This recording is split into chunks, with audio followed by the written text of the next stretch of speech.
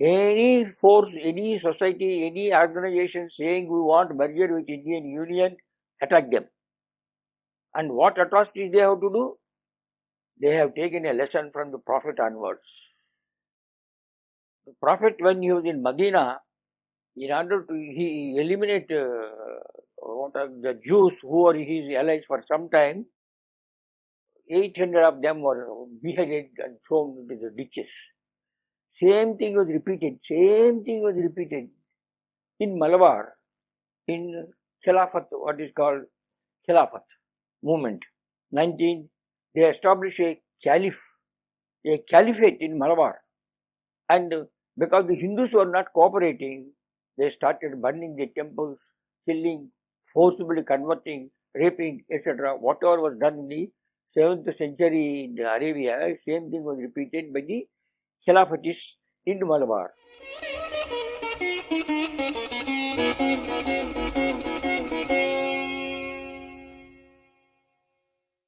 Namaskar. Jai Sri Ram.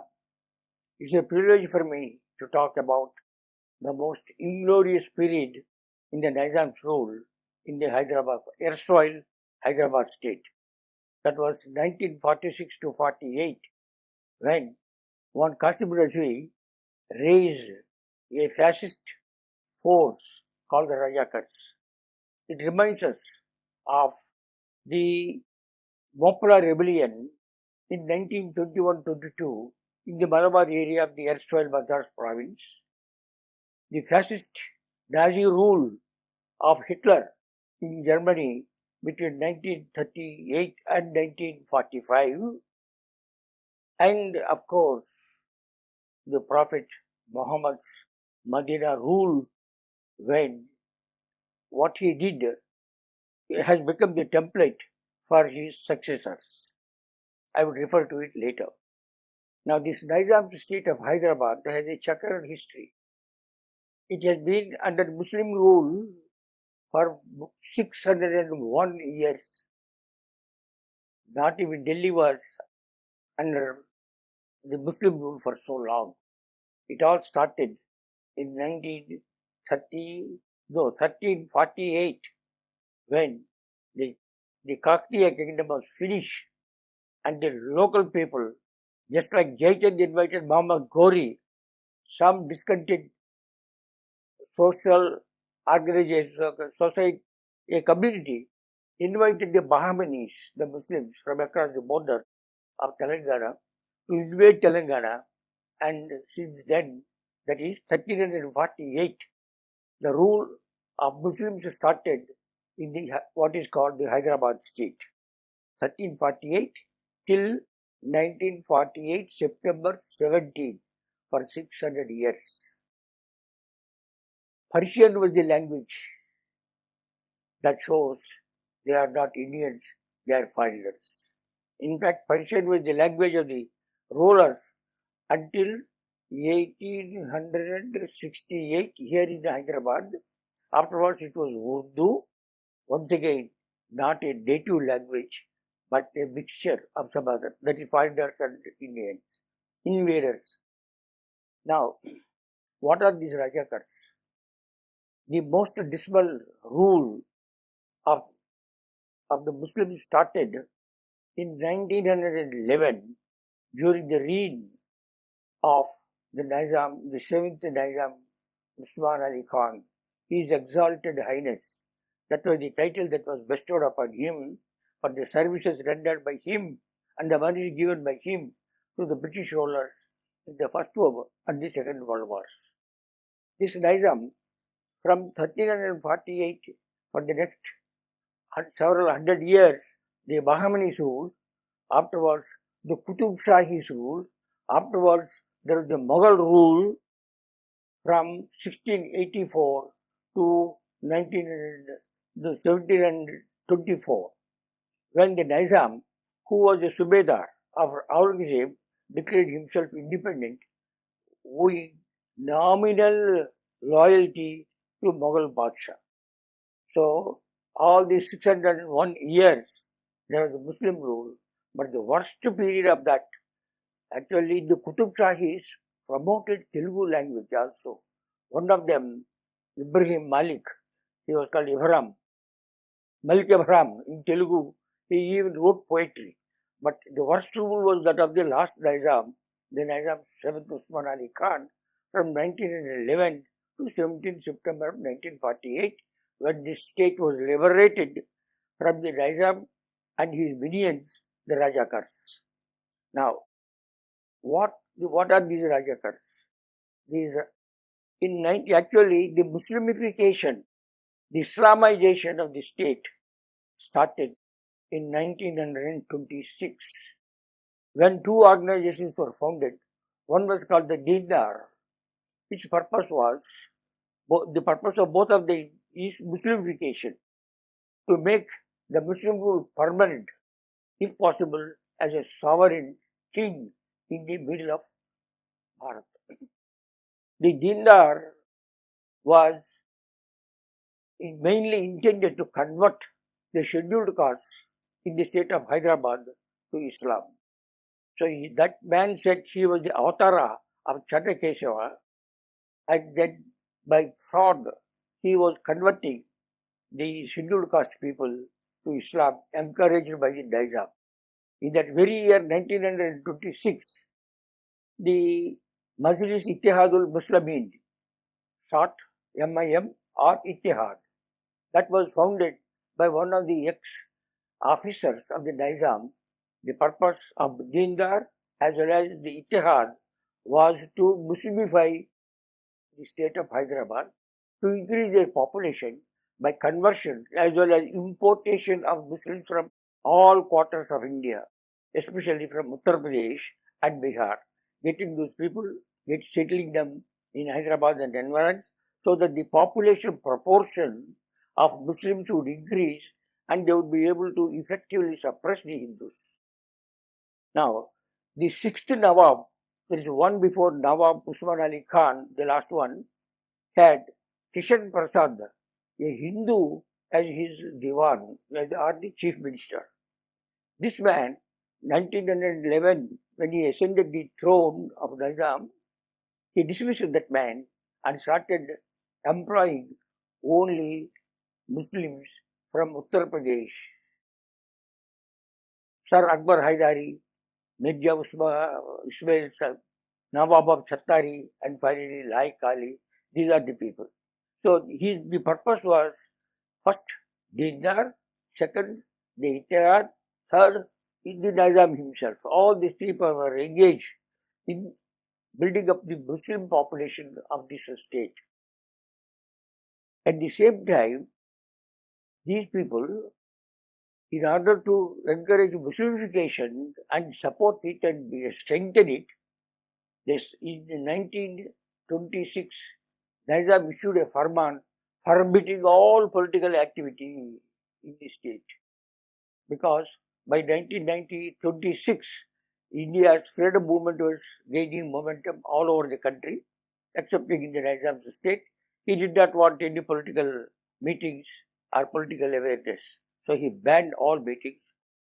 Therefore, the people, the Arya Samaj, because he had no Hindu festivals allowed to be celebrated with eclat, that is publicly with the Joshi. Therefore, Arya Samaj came to Hyderabad mostly from Maharashtra, that is Pune, and across the borders of Nizam's Hyderabad with Maharashtra.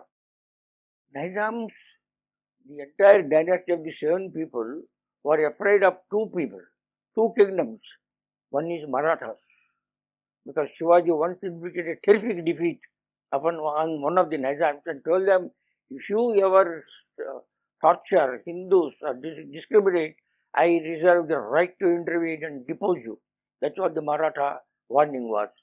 He was also afraid of Hyder Ali of Mysore and his son Tipu Sultan. So because they were also encroaching upon his territories in what is called Rayalaseema or the ceded districts of Kurnool, Kadapa, Anantapur and Ballari and Chittor, in those districts. So first the Nizam sought the help of the French, because in India the French and the English were fighting for supremacy. So he And the French said, we won't fight for you for nothing. You have to give us something. Then he gave all what is Telugu Sarkar districts from Srikakulam, Visakhapatnam, East Godavari, West Godavari, Krishna, Guntur and Nellore. What is entire coastal Andhra was given away by the Nizam to the French. And the French were defeated by the British ultimately, and therefore they went under the British.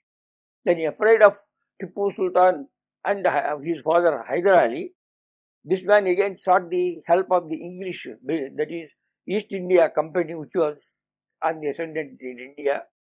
They wanted money for defending this fellow, and therefore he ceded the districts of Bellary, Anantapur, Chittor, Kaddu and Kadapa. They are called the ceded districts. Ceded.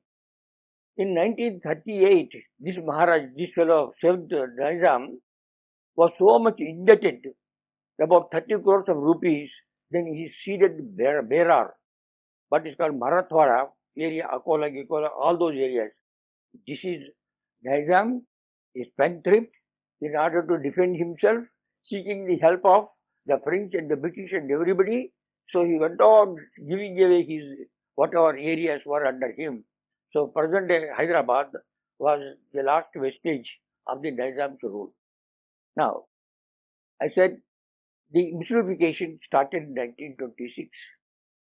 So political activity was banned here, and therefore the nationalist elements, they established in the 1920 a social organization, but with the purpose of awakening political awareness, bringing political awareness in the people. Nizam, through his firman, banned these things. Therefore, the first such a conference was held outside the Nizam state in Kakinada in 1923, along with the Indian National Congress annual session in Kakinada. The first political meeting of the Hyderabadi people was held not in. Similarly, every 2 years, it was then held once in Bombay, once in Pune, once in Akola, all outside the Nizam state, because he did not allow any political unity. There was another movement called the Andhra Mahasabha, that was in 1930, the Andhra Mahasabha, that was to promote literature, because no political activity was there. So, Andhra Mahasabha ultimately was captured by the communists by 1945. Comrade Ravi Narayan Reddy, he split the Andhra Mahasabha. There were 2 Andhra Mahasabhas. So the political, one wing went under the communists, Ravi Narayan Reddy. So the Congress was the inheritor of the Arya Samaj movement in Hyderabad. In 1938, there was a movement called Vande Mataram. What was that? In the Osmania University, which logo carries in Arabic only, not in Urdu, etc. Its logo is in Arabic, was in Arabic. 1948, it was removed after the liberation of Hyderabad and Sanskrit was put there. Now, in the hostel, celebrating the Dasara, they used to say Vande Mataram. It was banned. But the students went on strike. And they were rusticated. Hundreds of them were removed from Osmania University, from the high schools and others. They were rusticated. Then they went and approached. Pingle Venkatraman Reddy was the person. He went and approached the Inter-University Commission and got admission in Nagpur University. So these are the political backgrounds. Vande Mataram, Andhra Mahasabha and the Arya Samaj. Arya Samaj meeting was addressed by Subhash Chandra Bose when the first political conference or the second political conference was held in Pune. Nehru did not come because Gandhi and Congress were saying that the states rulers, 565 princes who had got the states like Baroda and Travancore and Cochin and Bhopal, they are all Indians. Therefore, we won't fight Indians. We fight only the British. So, in the 565 Samstans, there was no Congress affiliate, but leaders like Subhash Chandra Bose who are ultra nationalists, they dared to come to this Hyderabad and also address. This is the political background. Now, Nizam was intent upon Muslimification. The Ittihad Muslimin, that rabid association, it amended its constitution. It was founded in 1926, but in the 1930s it amended its constitution to say that the sovereignty of the Hyderabad state area does not belong to the Nizam. It belongs to the Muslims of this state. The sovereignty rests in the Muslims. Anal. I am the ruler. Every Muslim is a ruler in this state. So that rabbit was the Ittihad. Now, the first three people passed away. The fourth one was Qasim Razvi from Latur in the Marathwada area of the Nizam's territories. He came in 1946 to Hyderabad and he became the president of the MIM, Ittihad. Now it is AIMIM. I will come to that later, why it became All India Business, etc. Now, under Rajakar, the most gory fascist Islamist rule started. The Nizam was overpowered. This Rajakar, in 1946, what happened? The Second World War was over. The United Kingdom or England got exhausted. Instead of a creditor to India, it became a debtor to India. And the Conservative Party, with Churchill as the leader who conducted the Second World War with a success to victory, in the elections in 1945 in the United Kingdom, the Conservative Party, or Churchill's party, was defeated. Labour Party came to power with Clement Attlee as the Prime Minister. Labour Party was a little imperialistic, less imperialistic than the Conservative Party. Exhausted Britain, becoming indebted to colonies, they decided that it is impossible to hold India because India was seething with discontent. In 1942, there was what is called a Quit India movement. All the Congress people, including Gandhi, Gandhi, Nehru, were all put in jail. Subhash Chandra Bose escaped from India from house arrest, went to Soviet Nazi Germany. Not getting much help from there, he under a submarine went to the Japanese to Singapore, and there he travelled for 78 days underwater in a submarine and raised the Indian National Army. The Indian National Army fought the British in Imphal, up to that they came there. And in India, in 1946, the Indian Navy mutinied in Bombay. They mutinied in Bombay. And the mutiny was taken up by Air Force in Jabalpur, and it was taken up by armed. So the armed forces are also sitting with the discontent. So the police are infected with the nationalism. We can't rule. Therefore, what is the way out? They sent one cabinet mission in 1946 March. For 3-4 months, they consulted all the political leaders, and they found that it is impossible to keep India together excepting by having only a very, very, very weak center. So, each province can have its own constitution. Some of the provinces are grouped into A, B, C. A, Northwest, Muslim majority. B, Hindu majority in the center of India.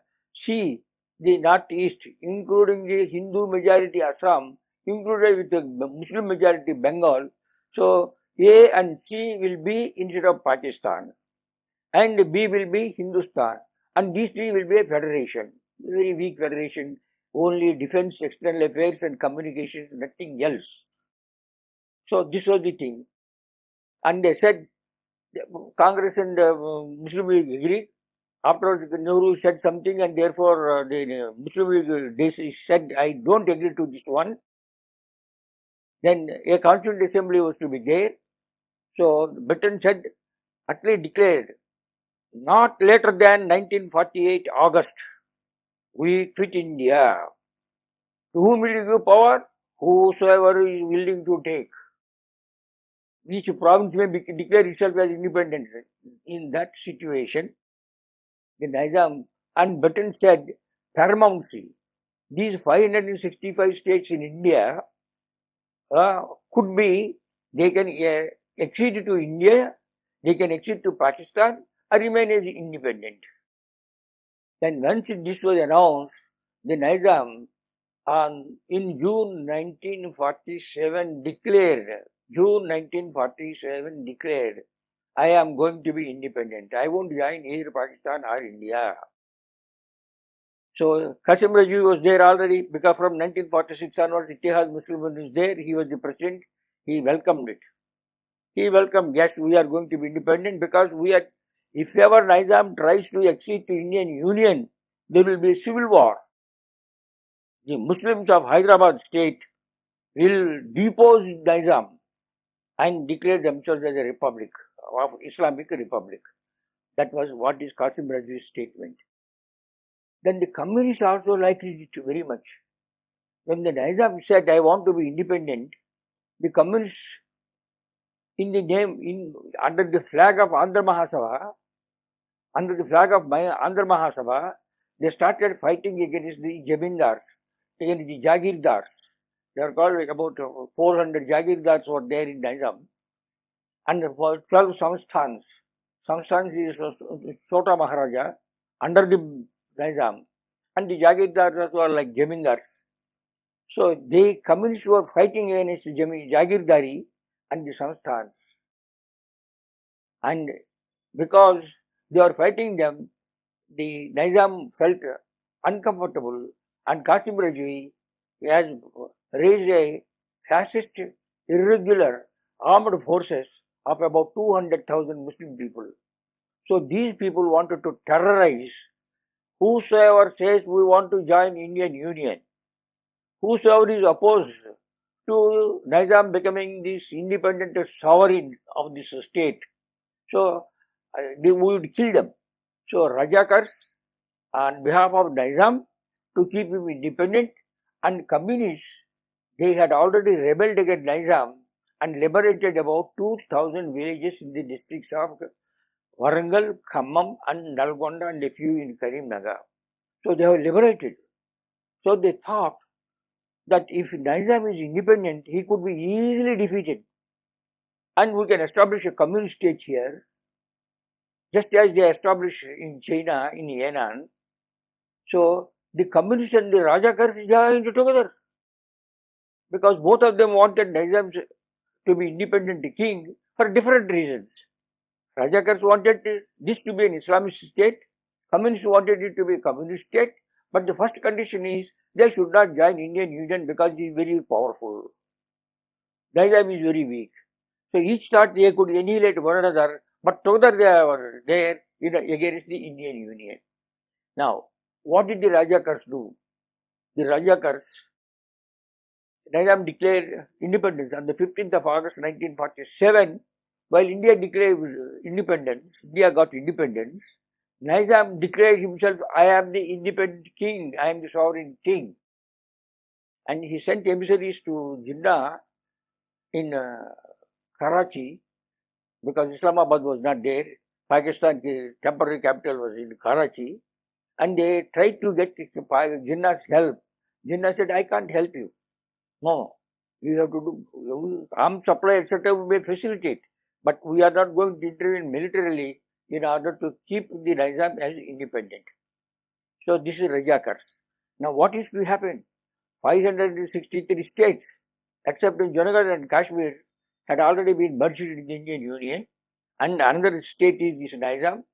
Therefore, the Nizam wanted to be independent. And who was our first Governor General? Rajaji. But when we became independent, Mountbatten was chosen as the Governor General of India. Mountbatten was chosen as the Governor General of India. He came here in 1947 March. Within 5 months, he was able to divide India left and right. 1947 March में आया, and by August he was able to divide it because there was no agreement between the two, that the Congress and the Muslim League. So what was happening? From 1946-47 June onwards, Nizam, Rajakars were real rulers, Nizam was a puppet in their hands. So what were the Rajakars doing? Any force, any society, any organization saying we want merger with Indian Union, attack them. And what atrocities they have to do? They have taken a lesson from the Prophet onwards. The Prophet, when he was in Medina, in order to eliminate what are the Jews who were his allies for some time, 800 of them were beheaded and thrown into the ditches. Same thing was repeated. In Malabar, in Khilafat, what is called Khilafat movement. They established a caliphate in Malabar. And because the Hindus were not cooperating, they started burning the temples, killing, forcibly converting, raping, etc. Whatever was done in the 7th century in Arabia, same thing was repeated by the Khilafatists in Malabar. And the same thing was copied by the Rajakars in the Hyderabad state. What did they do? They would rape, they would burn the Hindus' homes and forcibly convert. Same thing, whatever has happened where in Malabar, Mopla, as well as in the Medina, etc. Same thing was repeated here by the Rajakars. Now, the atrocities that were coming out, where is Nizam? He was independent. Nobody in the world recognized. We too did not recognize. So he was in a Trishanku Swarga. Mountbatten, the British Governor General of India, what did he? He was wanting short of accession, independence for Nizam. Because H.E.H., he is a exalted highness, the most faithful ally of the British Empire. These are the titles that Nizam got from the British. And it is the Britain, Mountbatten, who was the Governor General of India at that time. Mountbatten would go away in 1948 to June 20th onwards. He will go away, his term will be ending, and he, an Indian, Rajaji will become the Governor General. So, until that, what is to happen? Because the only person keeping peace between Indian Union and the Nizam was Mountbatten. Now, there was to be what is called a standstill agreement, short of accession, short of independence. 1947-50 August के पहले, whatever was the relation between the Nizam and the Indian would continue for some time. This is the sum and substance of what is called the interim agreement. Standstill agreement. What standstill? जैसा का वैसा था. You are neither independent nor acceded to this. So we will have negotiations. What should be the relations between the two countries?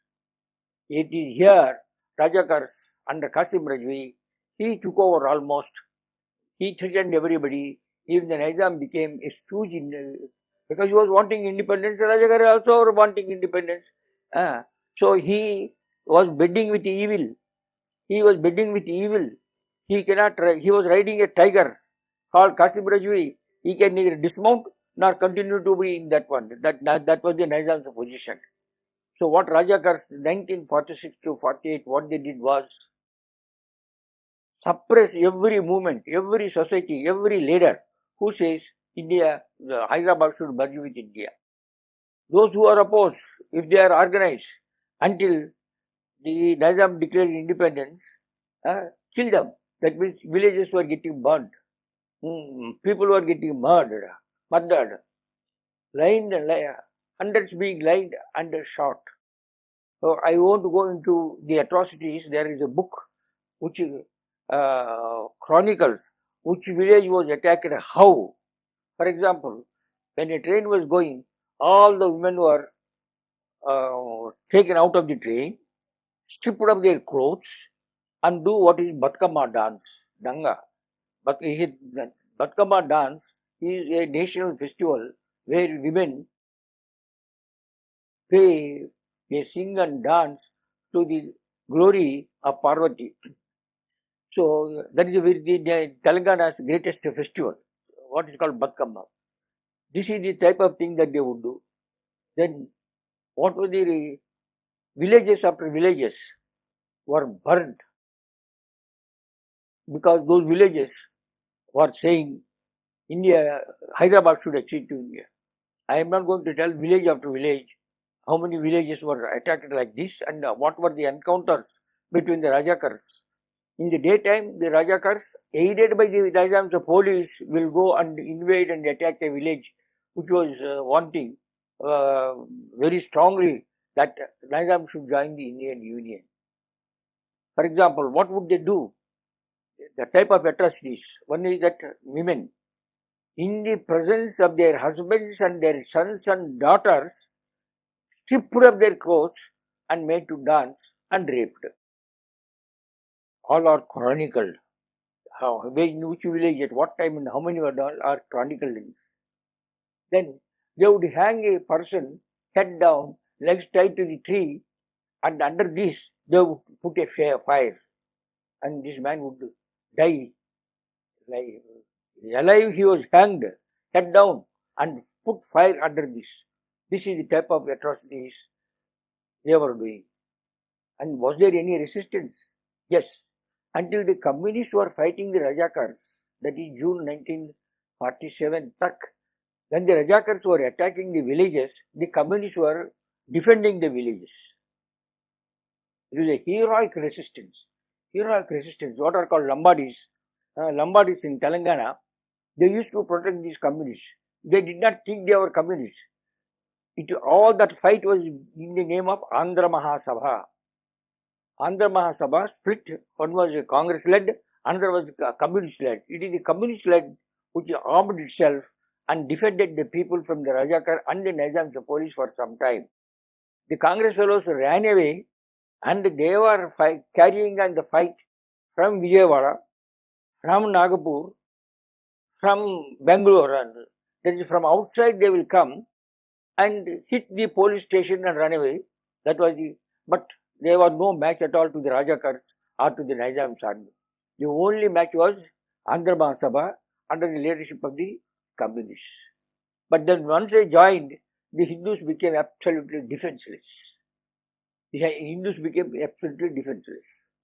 Now, so there was, what is to happen? Neither accession nor independence. So there was to be a standstill agreement. Standstill Jaisaka Vaisa Tha. Then in November 1947, Qasim Rajvi went and met Sardar Patel because he knew that if there is one person who, because Nehru has already messed up with Kashmir, therefore Sardar Patel was Home Minister and also in charge of the states. So it is only Sardar Patel who can decide one way or the other. In 1947, he went there. In November 1947, Qasim Rajvi met with Sardar Patel in Delhi. What did he do? He told, I want you to understand the difficulties of Hyderabad. This is what Qasim Rajvi told Sardar Patel. Patel, I don't see any difficulty unless you have come to some understanding with Pakistan. Then Qasim Rajvi says, if you do not see our difficulties, we will not yield. He shouted, Rajvi shouted like working into a rage. We shall fight and die to the last man for Hyderabad. Sardar Patel, how can I stop you from committing suicide? Then Qasim Rajvi said, you do not know the Muslims of Hyderabad. We shall sacrifice everything for our independence. In fact, this is the advice that Muhammad Ali Jinnah gave to the Muslims of Hyderabad. Don't yield. Just as in Karbala, the immolation of Hussein happened, the Muslims of Hyderabad shall fight to the last man. That was the advice that Jinnah gave to Qasim Rajvi, and Qasim Rajvi repeated it to Sardar Patel. Not only that, Qasim Rajvi said, I will liberate the Sarkars, the waters of the Bay of Bengal shall wash the feet of the Nizam. No, our flag will fly at the Red Fort. I am going to lead our Hyderabad armies.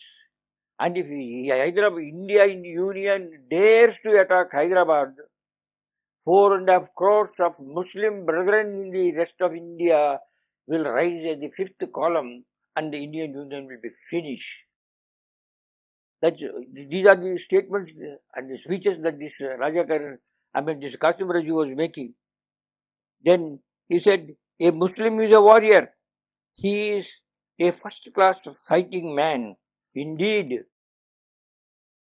Indian history is full of glorious episodes of the heroism of the Muslims. If India is free, it is only because of Muslims. Then he said,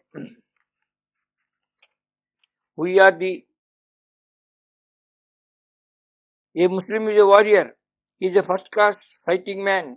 Indeed, we are the grandsons of Muhammad of Ghazni and Gori and the sons of Babar. This is the statement he was making and saying we can fight. We have created new geographies everywhere. Therefore, in India also, the sovereignty of the Deccan will be with the Muslims and Hyderabad shall be defended by us. If the Indian army dares to come to Hyderabad, every Hindu will be slaughtered. This is public speech it was. And when the Indian army finally took police action, I am not mentioning about the rules, briefly I will mention, he distributed arms to the Muslims, saying if the Indian army comes here, use these arms and slaughter the Hindus. That was what was Qasim Raji's. So these Rajakars had war power. 27th October 1947, 27th October 1947, a delegation was to go to Delhi to sign what is called a standstill agreement. Standstill means jaisa ka vaisa, no change, no accession, no independence. Pehle kya tha, wohi. In the meanwhile, Nizam had already asked the Indian Union to withdraw its forces from Secunderabad. Secunderabad is a cantonment, even now it is a cantonment. And Indian Union had to withdraw its forces. It took away the Indian army from Secunderabad. So when on the morning of the 28th, the Nizam's delegation, including its Chief Minister Nawab Chattari and Sir Arthur Monckton, their constitutional advisor, they were to go to Delhi to negotiate a standstill agreement with the Patels. Then, in the midnight at 3 a.m., on the 27th to 28th October midnight at 3 a.m., 25,000 Rajakars surrounded the houses of every member of the delegation which was to go to Delhi tomorrow morning. They prevented them from going and the delegation was cancelled. It was later on, the entire delegation was replaced by whomsoever Rajakars nominated, that is Qasim Raji nominated, and they had to go and sign the standstill agreement. And the chief minister of Hyderabad at the time was Nawab of Chattari. Qasim Raji wanted, the Rajakar leader wanted, he should be dismissed and he should be replaced by Mir Laik Ali. Who was the Laik Ali? He went away from Hyderabad. He was once a contractor here. He went away, became a Pakistani and was representing Pakistan in the United Nations Assembly as a Pakistani. So the Nizam consulted Jinnah on the advice of Qasim Rajvi, again Rajakar. This is the grip that they had, and prevailed upon Muhammad Ali Jinnah, who first refused to release Laik Ali. Finally, he agreed to release Laik Ali, and Nawab Chattari was replaced by Mir Laik Ali, the nominee of the Rajakars, Qasim Rajvi, as the chief minister of the Diwan of Hyderabad, Nizam. Just see the power. On the one side, go on killing, go on murdering the Hindus who want accession. These people were going These people were going, the Hindus who were tortured, they had to vacate. Some of them went to Vijayawada, some of them went to Nagpur, some of them went to Pune. All their houses were occupied by the Muslims who were imported from Uttar Pradesh and billeted over here. So to increase, nearly 1 million, that is 10 lakhs of Muslims were imported from Uttar Pradesh and Bihar. And earlier this fellow imported from Ethiopia and Yemen. So what is called barkas is barracks. In Hyderabad, it is called barkas. Barracks are called barkas. They are from Yemen. The Arabs imported into Hyderabad. And Habshi Goda in Hyderabad, Habshis, they are Ethiopians.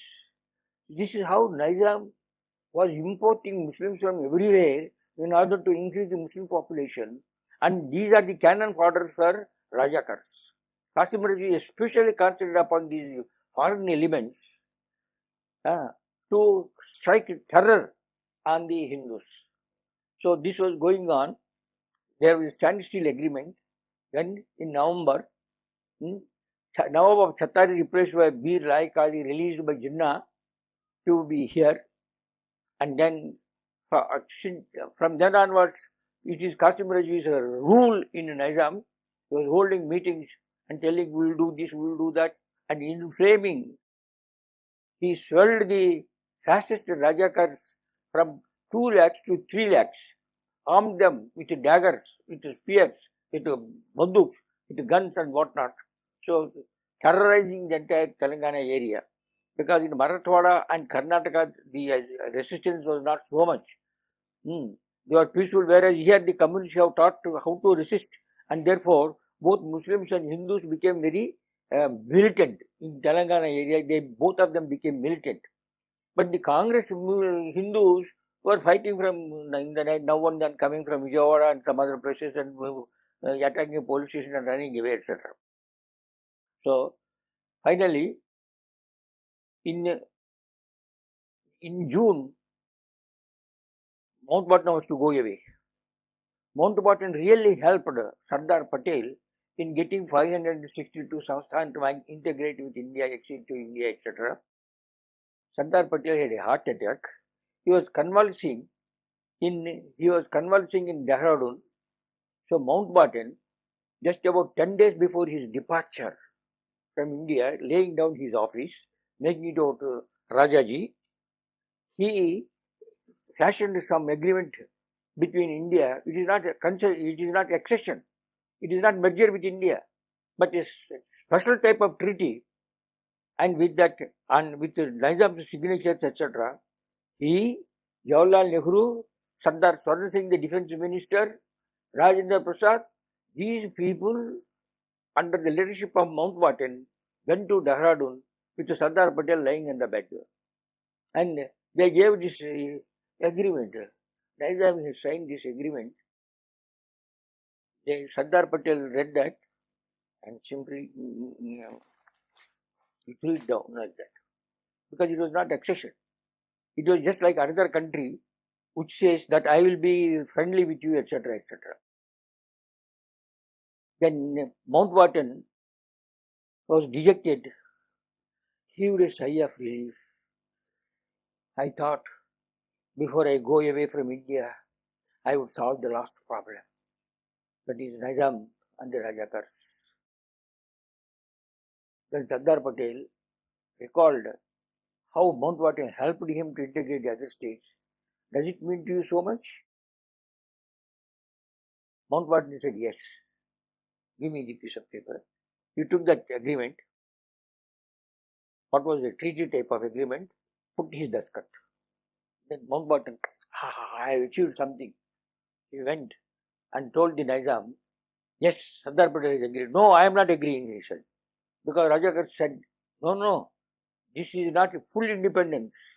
This is still under the leadership of India. I don't want it. So he repudiated it. Mountbatten went away. Right, under the standstill agreement, K.M. Munshi, the trusted fellow of Sardar Patel, came as the, not ambassador, he is called agent, India's agent.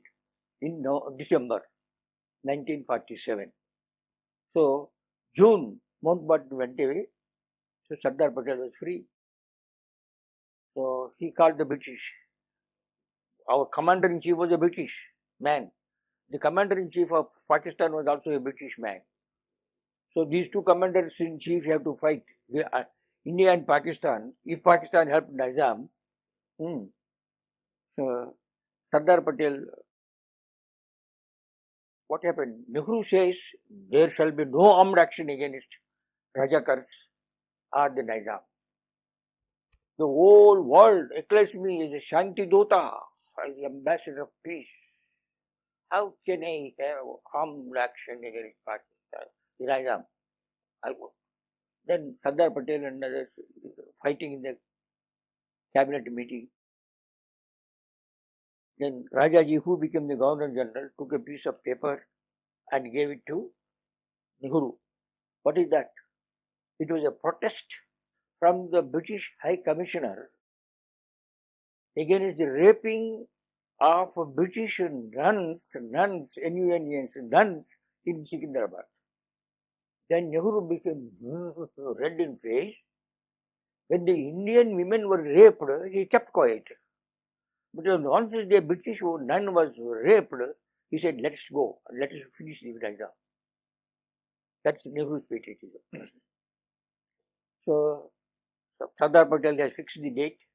He has 13th early morning, 13th of September, that is July, August, 2.5 months after Mountbatten has left.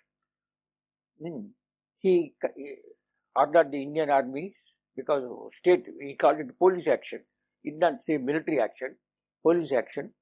And next morning, that is 13th early morning, Indian armed forces were to march into the Hyderabad territories from Pune, from Vijayawada, from Nagpur, and from Kurnool side. So, from four sides, the British commander-in-chief of the Indian army rings up Nehru on the 12th night at 11 o'clock in the night, saying, Sir, Jinnah has died. Pakistan is in mourning. Therefore, we should not march. We should not take armed action. When Nehru company laga, please speak to Sardar Patel. So that fellow rang up at the midnight to Sardar Patel, told the same thing, that Jinnah, Sardar Patel, shut up. Are you working for India or Pakistan? What have we to do with Jinnah? And put down. You have to march.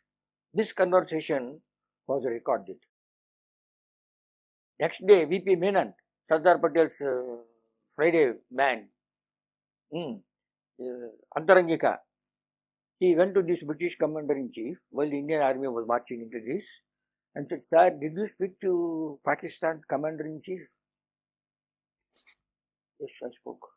What did you speak, sir? So both of us are from England only. We were talking about the well-being of our families. I see. He played the record. Then the fellow immediately wrote a piece of paper, resigned from the Indian army, because it is sedition. So this is what is Sardar Patel. So the rest of the story is these fellows, the Rajakars, Deccan radio, Nizam's All India radio, like that he had a Deccan radio.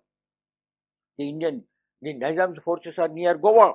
India is defeated, like that these fellows are doing. Whereas the fact was they were all collapsing, and the Rajakars were getting up on the trees, and our fellows shot them like birds. So by 16th evening, by 16th afternoon, that is 13th morning it started, 16th afternoon, the Nizam, kamte, Munshi Sahab, आप आइए. So Munshi ji went, no, I can't fight. So what shall I do? Munshi ji said, first we will ask the Indian army not to come to Hyderabad. What is the reason? If the army came and the Nizam surrendered, they will say that it is under duress. Therefore, Indian army, now you declare 16th evening 4:30 on your Deccan radio, declare that you have ordered a ceasefire, that you have invited the Indian armed forces into Hyderabad to restore order and suppress the Rajakars. Declare it on the radio. And then Nizam went to the radio and said, halt, I asked for ceasefire. And I invited the Indian army to come and restore order.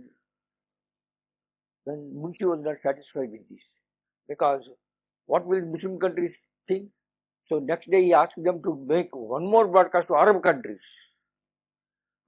Then he spoke in Arabic to the Arab countries, saying, Rajakars or Gundas, they were fascists, they kept me under duress, I had no, whatever I did, it is all not because of my intention, it is because of Qasim Rajvi. So that this is Munshi's brain, Sardar Patel's man, son.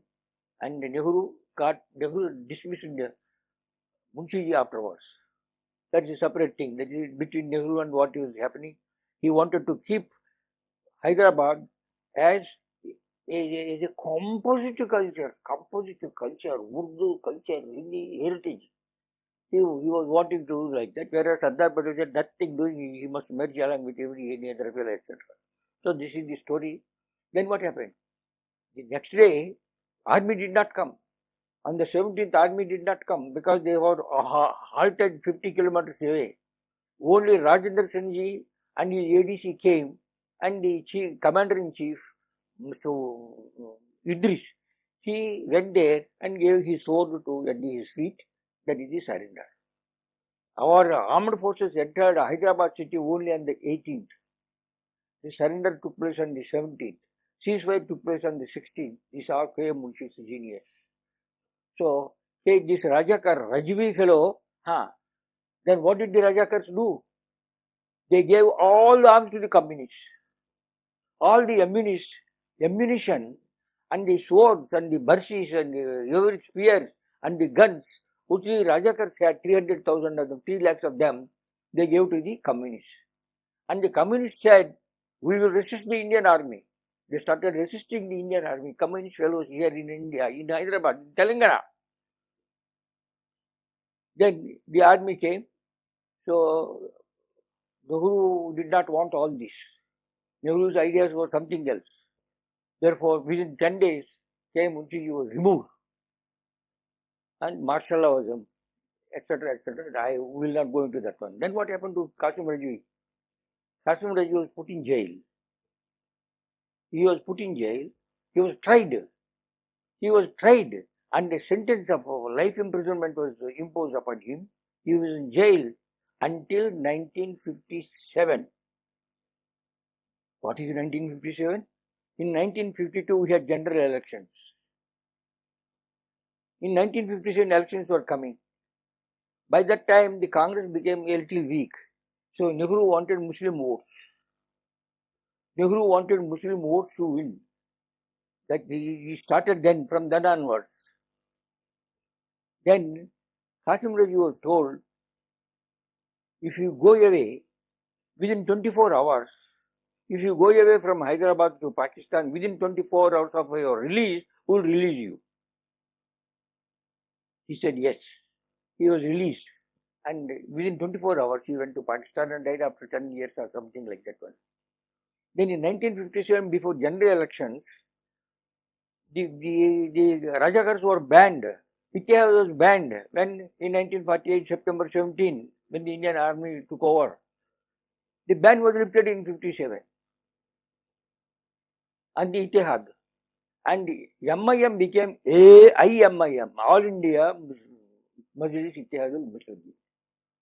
The present fellow's grandfather was the one who revived the Ittihad in 1957 and made it All India. Today it is in All India. All India. Rajakars are all over India. The constitution which was amended that Telangana was Hyderabad state is the Islamic state, that has not been erased. That is there. The government of India suffers, Nehru's government suffered, allowed all that type of thing. And now Telangana is ruled not by TRS, it is ruled by AMIM. You want one example? With this, we'll close this one. A new secretariat is constructed. 2014, this Telangana came. Our great Chief Minister KCR never entered the secretariat. He is one Chief Minister in the entire country who has never gone to the secretariat. He repeated the secretariat to BRS Bugul Ramakrishna, no constructed new one. And in this new one, there is a mosque, there is a temple and a church. The mosque is given 4,200 square feet accommodation. The temple is given 2,600 square feet. 4,200 square feet for the Muslims, 26, and 1,100, 1,200 for the church. When 17th of September 2022 was to be celebrated as the Liberation Day, Oasis told KCR, nothing doing, it's not Liberation Day, it is Integration Day. So you could celebrate as Integration Day. Muslims and Hindus integrated like this. Alright. Now, on our secretariat, what you will see? Gold. Isn't it? See the architecture dome. And when was to be inaugurated? On the 17th, on KCR's birthday. Oasis said, no, we'll do it on Ambedkar's. So now it is getting ready for the 15th of April and 23. So, virtually, now where is the MIM of Hyderabad became AIMIM. It has put up candidates in Bihar, in Uttar Pradesh, in here, there, in Tamil Nadu, and Andhra, etc., etc. And even they won 6 seats in Bihar. So, today's situation in Hyderabad is Rajakar reborn under the new name AIMIM. It was only MIM, it is now AIMIM. And who is ruling Telangana? Again, Qasim Rajvi's successor. So they are only, whatever they are wanting. You take, for instance, who should represent the Hyderabad local municipalities in the MLC? He wanted that one Rashid or somebody, Mirja, so and so. KCR gave him. So the dictator is once again Qasim Rajvi's descendant in ideology and goals. So Qasim Rajvi are the successors. They are the successors to the Moplas in Malabar in 1921-22. They are the successors to the Prophet in Medina. The Prophet emigrated from Makkah to Medina and there he became the king. Anyway, we will not go into that. Therefore, the Rajakats are once again up and up, minus open defiance of the government, but localized defiance. His brother Akbaruddin Owaisi of AIMIM in Bhaisa, which is won by the AIMIM municipality, he said, if for 20 minutes the Indian police do not intervene, there will be no Hindu left in India. That's what Rajakar also, Qasim Rajvi also said the same thing. Then we have got AIUDF in Assam. Badruddin, Maulana Badruddin so and so. He says, no force can compel us to have less than 2 children. No force can compel us. And then the Muslim University said, we have got enough anger to crush in this. We have got enough anger, but we are withholding it. So this is the situation. So Rajakarism is again alive. It is gaining strength. It was only MIM confined to Hyderabad. It is spreading all over India. The 2024 is going to be the Kurukshetra battle between Bharat and Muslim vote dependent regional parties. Muslim vote dependent regional parties. They are saying India is federation, federal. There are 395 articles in the Constitution of India. In not even a single one the word federation and federalism is used. Where is the federation?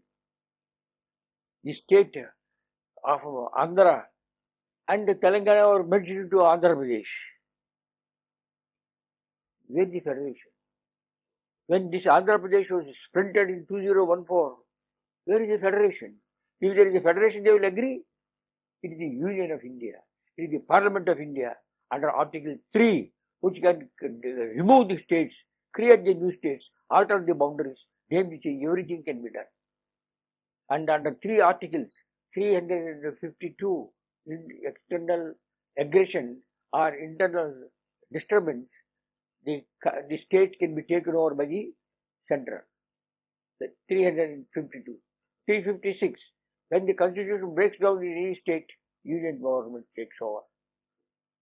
Under 360, if any state goes bankrupt by distributing money, using government money, investing government money to prospectively get the votes, as it is happening in many states. Article 360 says the local government will be superseded, their salaries will be reduced, and every rupee will be controlled by the Indian government. It is Union of India. Who did this? Sardar Patel and Ambedkar together. These two people together thought and said India must be a union, unbreakable union. Because when we were different states, one by one it was conquered. Now we will not allow this conquest by anybody, either internal or external. So this is the lesson that we have to learn from the history of the Rajakars and the Nizam and the Muslim rule in Hyderabad, in the erstwhile Nizam state. Unfortunately, today, because of the regions, Dr. Ambedkar opposed, Sardar Patel opposed the linguistic states because the linguistic nationalism. Telangana Jati Pita. अरे जाति पिता, भारत का जाति पिता गांधी, इसका जाति पिता. So every state will declare one jati pita. Every will declare one jati. This is the danger that is facing India. So the lesson that we have to learn from the erstwhile Hyderabad state, from the Nizam's rule, from the Rajakars' 2-year rule here, 2.5-year rule in Hyderabad, that the linguism, regionalism, in the name of invoking a non-existent federalism to dismember India, make this union so weak that China can attack, Pakistan can attack, and even Burma can attack, even Bangladesh can infiltrate. Is this what we want? So we must learn lessons from Rajakars, who are now in another form, another avatara. They are coming up and becoming ascendant because of the regional parties, which are all based dynasty parties, started by the Italians, who Bushwit, we used to have Anglo-Indians, isn't it? These people are Italo-Indians. They are not Indians, they are Italo, like the Anglo-Indians, they are Italo-Indians. So they are not concerned about Bharat. So, in the preamble we have said, India, we the people of India, that is Bharat. Will Bharat remain or India will become Mughalistan? In the year 2000, December 1 to 6, that is the first week of December, issue of the Economic and Political Weekly, Professor Samar Abbas has written that India must be divided once again to create Mughalistan, consisting of North Bengal, West Assam, Uttar Pradesh, North Bihar, North Punjab. That belt from Pakistan to Bangladesh must be created as Mughalistan. Communists wanted it. The communists published this one. In the year 2005, that was 20. In the year one professor, he hailed from Hyderabad. He has written, we want Muslim districts so that we can develop and etc. We have got Muslim districts now. Malabar is divided into Malappuram, which is a Muslim majority district. Communists did that. Congress outdid that. It divided Gurgaon district and created a Muslim majority district called Mewat. The Congress once again did it. When the Congress chief minister was there in Punjab, the last Congress chief minister, he created Malar Kotla out of some district, Gurdaspur district, as a Muslim majority. And Congress divided the India country. Now they are dividing the districts. They are dividing the districts. And the Italian, what she wanted, she appointed Sajjar committee. She said, Sajjar committee, 80 Muslim districts must be created, Muslim majority districts. So they launched what is called a Muslim First program, not scheduled caste first, not scheduled tribe first, not OCBC first, only Muslim first. In the 80 districts must be created so that Muslim majorities will come. This is the danger. So from Rajakars, from the Moplas, from the history of the Islam's birth, we have to learn lessons to keep India united, to keep what remains as India or a Bharat remains as it is. So the 2024 elections are like Kurukshetra. Will Dharma win or Adharma win?